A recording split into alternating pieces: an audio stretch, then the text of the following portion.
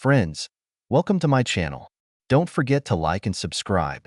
It's not difficult for you, but it's nice for me, and we're starting. Think about it. My wife's name is Yesenia. I had never heard of such a name before, and I was just stunned when she mentioned it when we met. I was 25 at the time, and I was just starting to start my construction business after graduation. And I have an unpleasant disease, allergic rhinitis. In short, when everything is blooming and smelling in May and June, I have a terrible runny nose and my eyes itch terribly. I went to the city polyclinic for a consultation on a combination of medications for this scourge. There was a really awesome girl sitting in the allergist's office. Later, I found out that she had recently come to the clinic after graduating from high school, was not yet a wolf in a white coat, and was a little embarrassed. It was later that she told me that it wasn't the patient who confused her, but me, well, as a man. Well, yes, I immediately forgot about my snot and drove her to glue. Oh, I didn't know that such interesting girls work at the clinic. Can I come to you for regular checkups? If there are complications due to your illness, then you will have to walk. Well, then let's get acquainted. I'm Stanislav. For you it's just Stas. She smiled sweetly at me. Her cheeks turned pink. And I am Yesenia. I almost blurted out, Senya. Is it for friends? But he restrained himself. I just asked, what kind of name is that? It turns out that there was some kind of heroine in the movie with that name. I didn't see him, of course. Yesenia asked me about the symptoms and course of my illness and wrote out a prescription. I didn't want to leave her, but there were other patients waiting in line outside the office, and I brazenly offered to walk her home after work and take a little walk around the city. And Yesenia, she didn't think long and agreed. And hey, girls have always been interested in me. When we met in the evening, I was just blown away by this Krolechka. At the clinic, I saw her sitting at the table in a bathrobe and a hat, and here she was, well, just the girl of my dreams. Tall, slender, with a proud bearing, rather thin. The forms are not very developed, the legs are long, smooth. That's my taste. I don't stick to shapes. And here on long skinny legs, right up to goosebumps. Yesenia has gorgeous long raven, colored hair and dark blue eyes. She turned out to be easy to talk to, and an interesting conversationalist. I knew right away that I was in love. It was difficult for me to glue a girl together for love, but with Yesenia, I just swam. The thought flashed through my head that such girls should not be dragged to bed, but to the registry office. I walked her home, suggested that we meet tomorrow, and then go sit somewhere. She agreed. I let her go without even giving her a peck on the cheek. I was just starting my career back then and was living in a former work dorm. I just had a room. The kitchen and facilities are shared on the floor. I realized that I couldn't bring Yesenia into this homeless place. I decided that I would have to look for a rented apartment, but in the meantime, take a walk around the cafes, sit on the boulevard. Everything turned out to be easier. We sat in a decent bar, had a few crackers. I told Yesenia everything about myself. We danced and she invited me to her house, like, for coffee. I was so shocked that I barely remember our first act of love. I don't think she was a girl. I think I made her feel good. I think I caught up with her. I think she rode on top of me. I think she was too shy to make me feel good. After 2 dates, Yesenia invited me to move in with her. Of course, I didn't move, but flew over. It turned out that she lived in a 3-room apartment. 1. She inherited the apartment from a relative. I'm a civil engineer by training, and I have a crazy rational mind. I went through our situation through logic and brainstorming. And what else can I expect? We have mutual love. We have a place to live as a family. We both work normally. Yesenia is not a shoemaker. The apartment is in order. She cooks, of course, not like my mother, but actually delicious. 2 weeks after my move, I proposed to Yesenia to marry me. She accepted it and we signed it. After the wedding, my wife finally blessed me with her first pleasant act. I started calling my wife Senya, and she accepted it. About 3 months later, we had dinner after work. Senka was in a slightly playful mood, and I was in the wake of my work problems. Stas, my girlfriends are inviting me to a bachelorette party. Will you let me go? Of course, go. They want to go to a restaurant. Well, okay. Aren't you afraid to let me go there? What should I be afraid of? What if I get drunk and there are other men there? What if I cheat on you? I'm not afraid. Wives don't cheat on husbands like me. I was on my own wavelength, and along the way, my reaction started to turn her on. What will you do if I cheat on you? Will you kill me? I don't know. Why should I strain my brain now? When it happens, then I will make a decision. If you want to go to a pub with your friends, I don't mind. Apparently, my wife didn't like such a cold reaction from me. She pouted a little, and the next day she went to a pub. Damn, what was I supposed to tell her? What won't I let you in? Don't decent wives go to pubs? The relationship with my wife in marriage is new to me. Am I supposed to be jealous of Senka? Should I be afraid of her cheating? Yes, to hell with it. If I was afraid, I wouldn't have messed up my business. And there are such mixes with state-owned moths that the fur coat gets wrapped up. Yesenia came home from the bachelorette party around 11, decently drunk. I waited for her, took her in, helped her take off her outerwear and shoes. I look, and my wife is drunk, and carefully draws my reaction, looking into my eyes. Here, the infection is checking to see if I'm jealous? I didn't guess. I stretched my face into a smile. Darling, let me make you an effervescent aspirin. Help you wash your face and put you to bed. She furrowed her brows. My jealousy didn't break off for the girl. It was a long time ago. We've been married for almost 11 years now. It didn't work out with the kids. No, not the sins of youth. We were examined, and it turned out that we were both infertile for reasons with abstruse names. I thought our marriage was happy. The relationship between us was wonderful. The love was overwhelming. I did not control Yesenia's contacts with other men. I wasn't afraid of her cheating. At the same time, I definitely did not cheat on her, although there were quite a few hints from different ladies. Yes, why do I need these connections in the corners? I had enough love for business. And so I waited.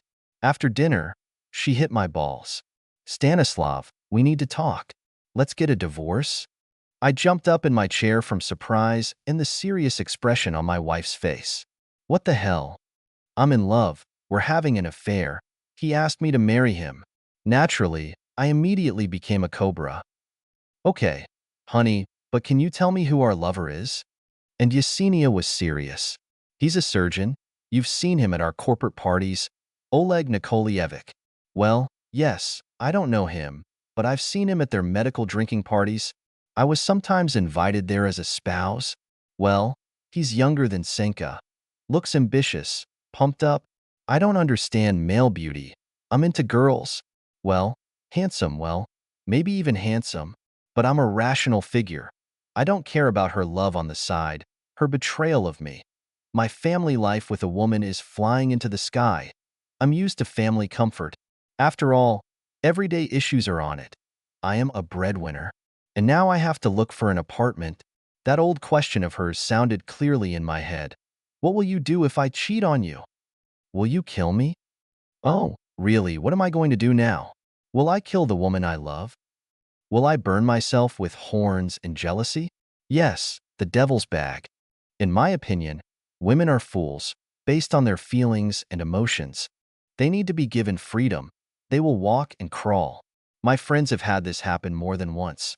A wife gets knocked up for love, but life with a new man doesn't work out. They crawl to their husbands, and those horned sheep don't forgive. Get out of here, you fallen one.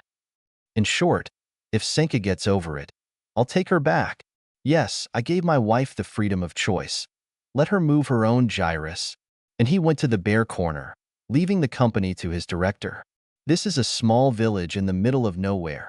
A lake, pine trees, no mobile coverage, natural, unpretentious, and healthy food, pleasant people. My company has built a new church there, and they respect me there, and they always welcome me, and they always call me. I have a sidekick there, a priest. I'm far from religious. We just talked about life with him. I poured out my problem to him. Father Fyodor fed me quotes from the Book of Books, talked about forgiveness, about Christ, and said he would pray to God for me. I lived in this paradise for a month, but I had to go back. The business was that alluring infection. At the entrance to the city, I turned on my mobile phone. A message from my friend Serega lit up on the screen. Urgently, come in. He is an old friend of mine, and now he works as a venereologist in the department.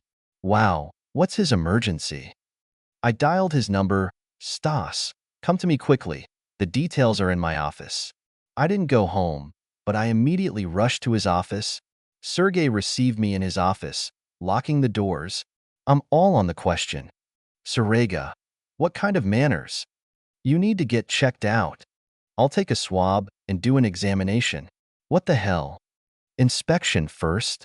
I think, well, Esculapius, if this is a divorce, I'll drop you. And he told me to pull down my pants. I obeyed and closed my eyes from this shame. Mine was in the hands of a friend. He put something inside. Then there were questions. Did I have any cuts? Did I have any discharge? When was my last lovemaking? I'm sitting in shock. Gray, what the hell? There are no cuts. It doesn't drip from the end. I don't mess with moths. And then my friend killed me. I'm not talking about casual relationships with Yesenia. When was the last time? What's she got to do with it? Well, who knows, exactly more than a month ago. What Gray told me next was a complete shock. In short, a very serious guy came to the chief physician of the city with a complaint that he was dripping from the end. The chief called Gray and asked him to make a confidential examination appointment for the man. Gray did not say the name of the man, but what happened next already concerned me. The man was diagnosed with CLAP. He said that the connection was only with his wife. Serega offered to bring her for an examination. She has a tripack too. The man went berserk. Who? The fallen one. Gave it to? She betrayed her lover. It turns out that Oleska is a surgeon. The guy went completely off the rails.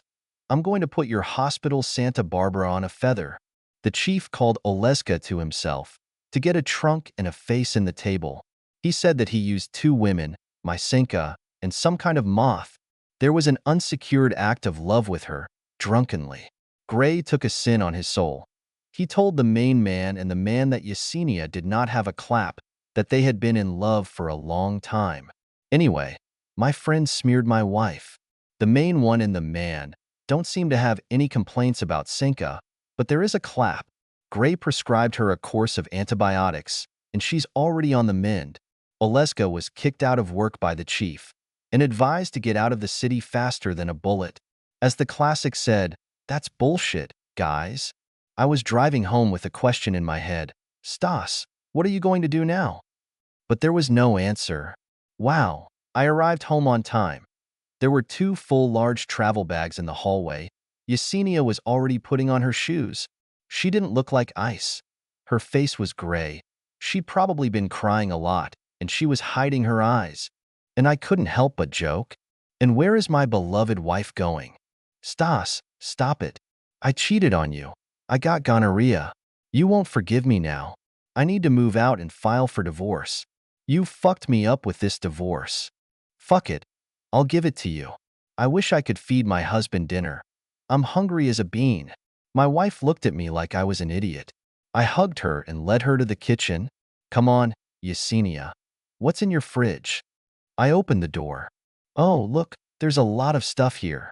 I'm going to change my clothes and you, my love, cook something for me. When I changed my clothes and returned from the bedroom, Senka was setting the table, but she still hid her eyes. Yesenia, she didn't let me finish. Can you forgive me? Oh, my love, you've lived with me for more than 10 years, and you still don't fully understand. I'm not jealous of you. I'm not a cuckold. I have nothing to forgive you for. You made a mistake. You were entitled to it because I'm wrong too. And my subordinates make mistakes. I can't stand their brains for it.